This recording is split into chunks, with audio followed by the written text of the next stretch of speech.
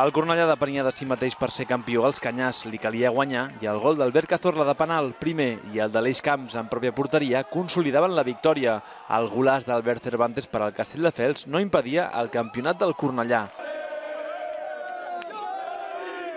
Acaba segona la muntanyesa, que complia a casa amb un gol d'un davanter a cada part. Àlex Pobes primer i Sasha Andreu al tram final asseguraven el segon lloc per als de Nou Barris, que jugaran la tornada de la primera ronda del play-off a casa.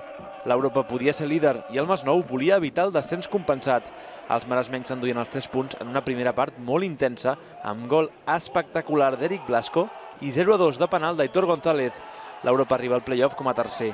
El Terrassa aconseguia l'única plaça que quedava pendent in extremis. A la primera part, Pedro García i Àlex Gallar semblaven consolidar la victòria garenca, però a la segona meitat el Cerdanyol empatava amb les dianes de dos joves jugadors, José Correderas i Nico Porto. Gallar fallava un penal per al Terrassa i no era fins al temps afegit quan Carles Montoro feia un gol que donava el quart lloc i desfermava l'alegria. A la bòbila l'eufòria també es destapava a l'afegit. El Gavà seguirà a tercera i això que Eloi Fontanella havia avançat el Sant Boià al minut 59, però Àlex Masuet al minut 87 i Fran Orellana 3 minuts després feien embogir el camp gavanenc.